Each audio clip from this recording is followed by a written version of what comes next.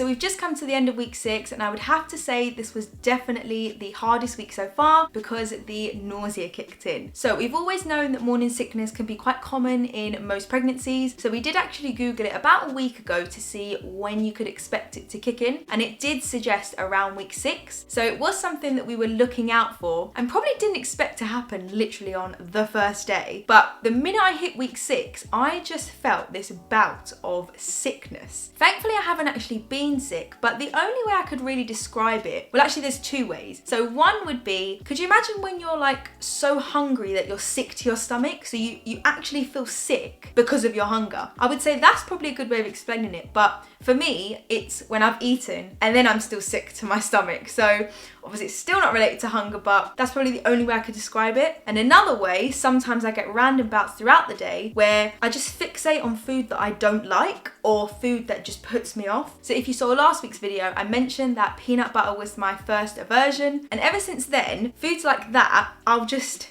think about it and it just makes me feel really sick. And obviously that is related to aversions, but the nausea, it's like when I feel queasy, I just think about all those foods that I've been put off with before. So I don't know if it's the aversions or the nausea that's causing it, but they're definitely not helping each other. Another thing I've noticed is that I'm going off food a lot more quicker. So before I was having boiled eggs on toast and it became my favorite lunch. I was literally having it every day. And I'm usually one of those people that's like a person of habit. So if I like that food, I can literally just eat it every single day for ages and I'll never get bored. But I've noticed now that I just, one day I was eating it and I literally got to the last bit of toast with egg and I was just like, can't eat this anymore, and I just got completely put off of it. And I thought that I had an aversion with eggs, but since then I've had fried eggs, and obviously I make sure that they're fully fried so that they're not runny. But fried eggs I'm not put off with, providing that they're not on toast. So I don't mind them with beans or sausages, or more like in a full English style rather than eggs on toast. I don't know why, but that's just something that I've just been like,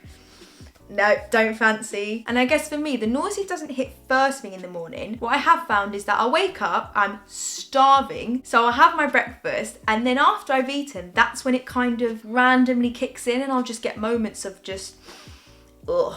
And that's another thing I've noticed. My appetite has just skyrocketed. I think I mentioned last week that what I've had to do now is have more meals. So now I've increased to 4 meals a day. And I mean, before pregnancy, I would tend to maybe wake up, have a cup of tea, and then an hour or so later, I'll have lunch, I'll have breakfast, sorry. And I'll just kind of eat later in the day so that I'm not eating so early on, because the earlier I eat, I found that the hungrier I was getting. But now I have to give in to that hunger and eat early. So literally I'll wake up, I'll take the dog for a walk, get a bit of exercise, and then I need to eat. Between 8:30 and 9, I am eating my breakfast. Regardless, I have to. But once I've eaten, that's when the nausea starts to kick in random moments in the day. So usually it eases off around lunchtime, but the other day we were at a supermarket and out of nowhere I just got this random queasiness feeling. And I don't know if it was because there was just a lot of food around, and maybe foods that just the look of or the thought of was just like, So again, it could have been to do with food aversions, I don't know, but it just sort of hits you randomly. Now, thankfully, I haven't actually been sick. Obviously, I know that some people do actually experience full-on sickness. I have to be appreciative that I haven't had that. And obviously, I'm not sure if that's something that will progress or if my nausea would just remain the same throughout. I'm not too sure. Obviously, I'll be interested to see, I guess, how other people find it. But yeah, this is just my experience. So that's something I'm going to look out for, see if it continues, eases, or worsens throughout the weeks to go. So what I have found to be my go-tos at the moment, pasta, always been a crowd pleaser for me. And it just literally makes me so happy. Pasta with a bit of cheese. But obviously I am conscious because I really want to try and get my protein in, just because it keeps me fuller for longer and it's obviously good for your baby's growth. So what I'm trying to do is, obviously if I don't have as much protein for lunch, so if I just go for pasta and cheese, then I might go for more of a meatier dinner. So I might have like a good few chicken pieces or something, just to keep my protein intake up. But really I'm just trying to go with food that I just actually am excited for now, because it got to the point where I was eating things and it just felt like,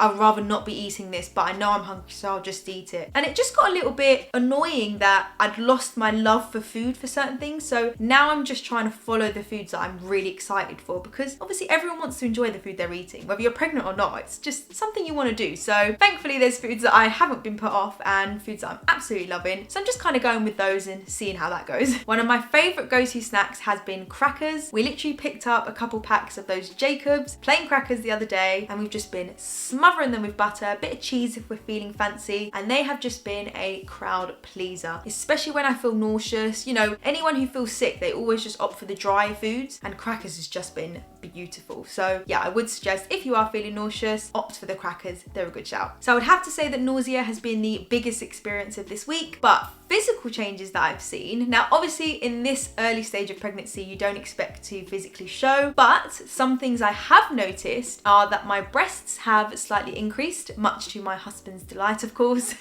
It's something that we've read is quite a common thing in pregnancy. Obviously with the milk flow and all of that is preparing your body for, they're naturally going to increase in size or become tender. So it's something we have been looking out for and monitoring, and we have noticed just a small increase. Also, another really random physical change I've seen is that I've come up with a few breakouts. Now, at first I didn't think that this was related to pregnancy, but me and George love a Google with anything that I literally experience, and it said that breakouts are quite common around week 6 because of the surge in your hormones. So it's always a wonder whether you believe it or not, but we just found it funny that the timing matched up with the actual symptom. So whether that's something that's actually related or not, who knows, but I thought I'd just share that experience with you too. So if you watched last week's update, which was week 5, you'll see that I mentioned pregnancy rhinitis, which basically means that the surge in your hormones causes more congestion build-up. Now, I'd recently recovered from a cold, and although all my other cold symptoms had gone, I found that I still had a snotty and blocked nose at random times, and I just couldn't understand. I mean, at first I thought that it was probably, and to be honest it still could be, that it was just the aftermath of my cold, but then we Googled it. Obviously we love a Google, and this thing called pregnancy rhinitis came up. So what I mentioned last week was that I was going to monitor that to see if it continued throughout the weeks, because they do say that rhinitis can last throughout the whole pregnancy. So this week I have found that throughout the days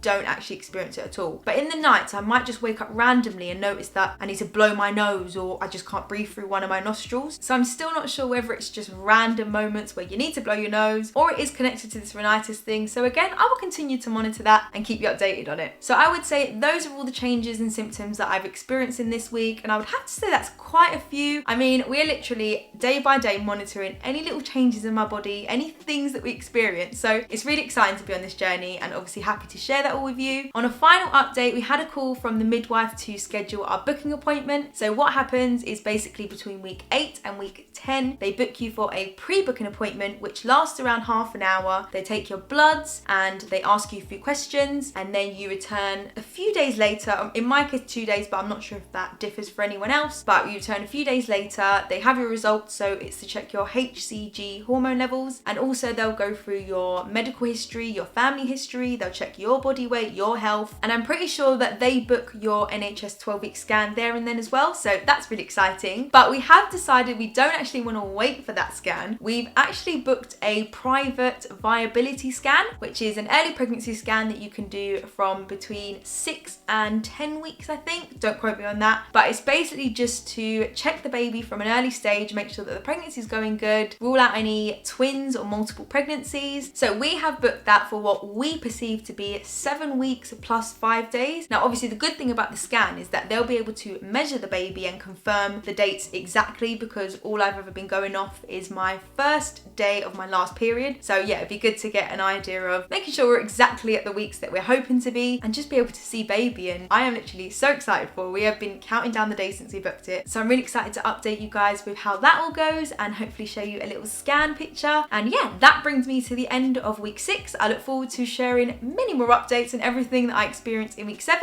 and I'll see you there. Thanks for watching. Bye.